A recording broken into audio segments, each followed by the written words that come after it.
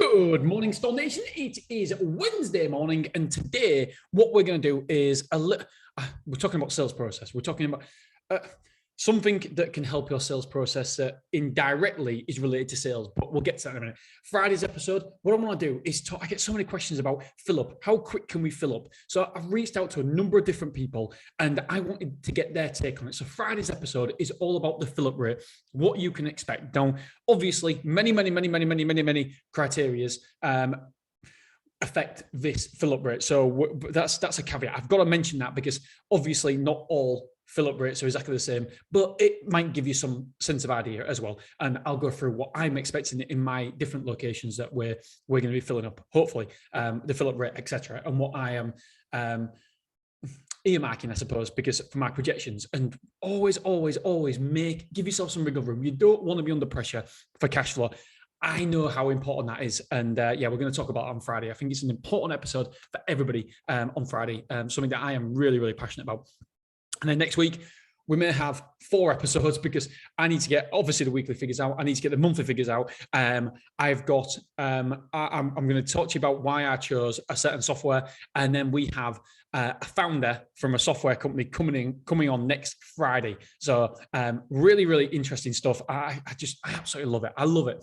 Okay, so today, I'm all about sales process. If I can improve by 1%, if I can get my team to improve by 1%, that's fantastic because that compounds every single week, every single year, every single sales call. And so it's important that I educate myself as much as possible. I see it my duty and my job to continuously educate myself, continue taking courses, continue to listen to people, how they do it, and listening and learning and see how I can put that into motion, into my business, to improve our conversion rates, just to improve the team, the mindset. And so I'm all about it. And there's one thing, I've been listening to a sales training this morning, and it was so impactful for me. And you can all do it straight away. If you're an owner, if you're a manager, if you're a sales manager, whatever you are, you can do this. You can give this gift to anybody. And I think it's so, so important. So this guy is called Alex Hormozi. Absolutely incredible dude, stacked out like me, massive, muscly, exactly the same as me, apart from maybe add muscle. He's just huge. He's only 30 years old, 29 years old or whatever. He is incredible. And he was giving his presentation in the War Room. War Room is a private mastermind. It's about £30,000 to join. High level people are in this mastermind. I was going to say I'm not convinced by it, but I've listened to a lot of presentations, and whoever goes speaks there and stuff. And there's some good, there's some bad. It's like everything in life, I suppose. Anyway, Alex Hormozi was there, and I was like, oh my God, I've got to listen to this because I literally love this guy. I love this guy. His podcast is brilliant. Everything about his book, $100 Million Offer, is amazing. Something that everybody should listen to. It's not really relative to sale for self-storage. It's about gyms and some crossover, I suppose. It's a really good book, really enjoyable book Anyway, so he was talking about sales, and he was basically saying that when your sales team are getting pounded, are getting put down on time and time again, and he said it's not an enjoyable profession sometimes. Most of the time, it's not enjoyable because most of the time you're not closing deals. You're actually losing deals. You're actually converting less, and you're actually obviously your conversion rate is less than 50%. So basically, it means that most of your leads are slipping out your funnel, and so you're getting beat up every single day. You're getting beat up. And so he said the mentality of your team is so important. And I was like, oh, tell me more, Alex. And he says that all you have to do is when you see a good review coming, when somebody said a good testimonial, says something good about your business, your team, whatever it may be, your storage facility, you need to shout that from the rooftops. You need to tell everybody in your team. You don't necessarily need to tell everybody outside of your organization, but just internally. And so I'm going to continue doing that now. I've started doing that today. I've only done it once, but it felt so good. It was amazing. I emailed all the team and said, listen, this review came in 13 hours ago. I just wanted to say, fantastic, awesome work, guys. You really are amazing. It said first class service, world class, whatever. And I was like, oh my God, that really is a good review. And normally, what do we do with reviews? I just see the reviews and think, team's doing a good job. But I don't tell them. I don't communicate to the team. And your team are the most important aspect of your company. If your team aren't on point, if your team aren't motivated, guess what? Your sales, your conversions, your revenue is going to tank, is going to be affected. So there's something you can do as a leader in your business is congratulate your team when they're doing a good job. It's not enough just to think it. We've got to articulate it. We've got to tell them. And I'm not saying we need to give them a bonus every single time, but just a pat on the back and saying, awesome work, guys. Really, really appreciate this. You're doing me proud. Thank you.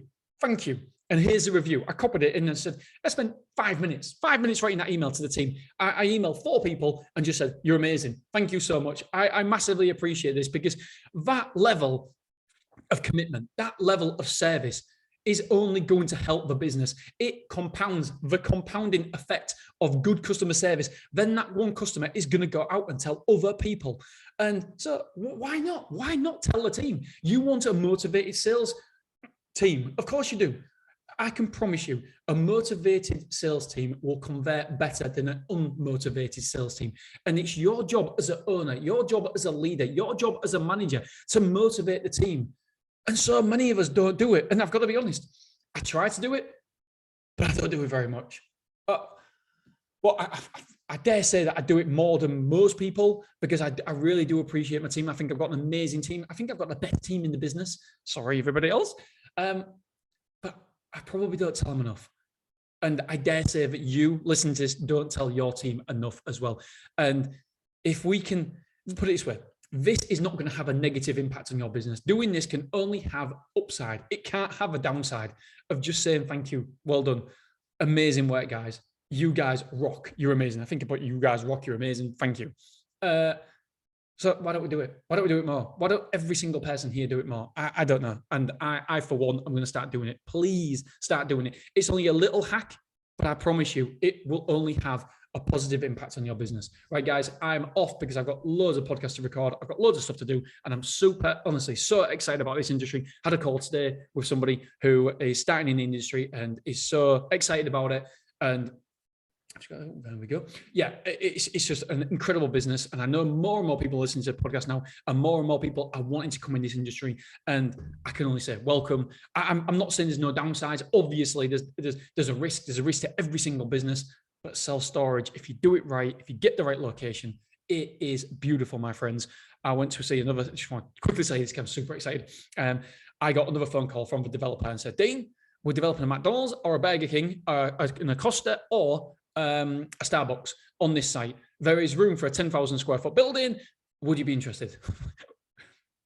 No. Yes, of course I'm interested. Where is it? I will drive. This was literally on Friday afternoon. He told me, I said, look, I cancel everything on Monday. I am going. I got there on Monday and I'm just like, oh my fucking word. This is mental. This is amazing. It's next door to a football stadium. Next door to a football stadium on a main road. And one of the storages, closest self-storage to it, big self-storage, only has 4 or 5 rooms available. We did due diligence, and I'm like, fucking hell, this is amazing. Yes, I'm in. How am I gonna? This is gonna be a big site. This is gonna be over 3 floors. How am I gonna afford this one? This is gonna cost 900 grand to do. I don't know. I honestly don't. I don't. But all I know is that ultimately self-storage works. Self-storage is working as long as I can manage the debt correctly and the opportunity correctly in tangent. Then we and you and I have got an amazing opportunity in self-storage. I've just got to calm down. I can't get too carried away. I was like, yeah, I'm in, but when is this going to be ready? And so basically it will probably be ready back into this year. The deal is going to be done March, and then it's going to take 6 months to develop the site at the very, very earliest. So therefore it's going to be December, probably, maybe even January, February when I get to open. But keep this pipeline. I need to keep this pipeline growing, because obviously where I want to be is different to where I am now. And I know that we've got to manage debt correctly as well. But at the minute, we're getting very, very, very good rates. At the minute, 5.4% was our last rate. We've got some more money coming in at 6%. Yeah, I feel very, very blessed. And luckily for us and me, the two more mature-ish self-storage facilities, they're doing very, very well at the minute. So yeah, I'm super, super excited about the future. And obviously, as soon as I sign the heads of terms, I will be telling you exactly where this other self-storage is. Yeah, fascinating, absolutely fascinating. Will it be manless or will it be manned? Now, there's a question. I don't know. Again, I'm going to look into it, do all the data, and I'll let you know. But I'm so excited about the future, guys. I can't describe to you how excited I am to be part of the self-storage industry. And if you're in it, you know what I mean. And if you're on the cusp, if you're on the verge, then I had a call. This is what I said to the guy today. I said, look, Dean, it's so competitive everywhere I go. And my argument now is, and by the way, I feel as though I've got to be a bit responsible here, because I'm telling people, yeah, self-storage is great.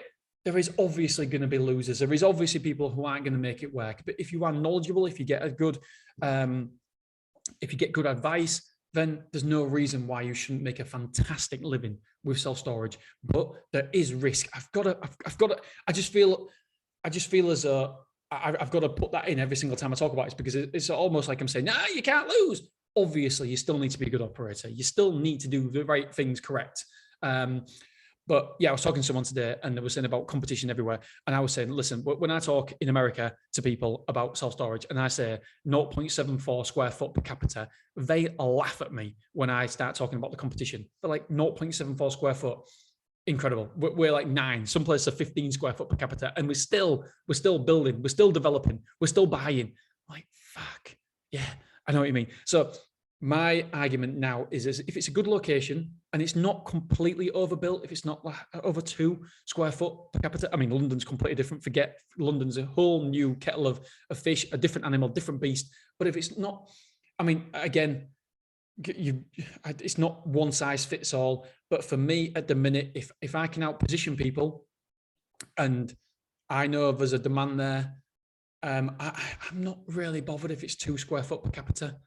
I can accept that, because I know in 2, 3, 4, 5 years, the demand is going to continue to increase, and and the supply is obviously going to continue to increase. And so in 5 years' time, we're going to be looking back thinking, holy shit, we're at 3 square foot per capita. Well, 10 years' time, whatever it may be, but we will get there. And we're going to be thinking, wow, 3 square foot per capita. And we questioned a build out when it was 0.74 square foot per capita or 1 square foot per capita. It's incredible. This location, by the way, is under 1 square foot per capita. It is a no-brainer. Without a shadow of a doubt, it's a no-brainer, this new one I'm looking at. So, yeah, I absolutely love it. And I just wish I could help more people, because last week I looked at 2 or 3 different deals. And this week I already looked at 1, and I'm recording this on Tuesday. I love doing it. And I just find it fascinating as well. And so, yeah, thank you for all the feedback, guys. I've just babbled on, talking about self-storage and how excited I am about it. But yeah, that's the takeaway this week is number 1. Well, the biggest number 1 is congratulate your team. Tell your team when they've done well.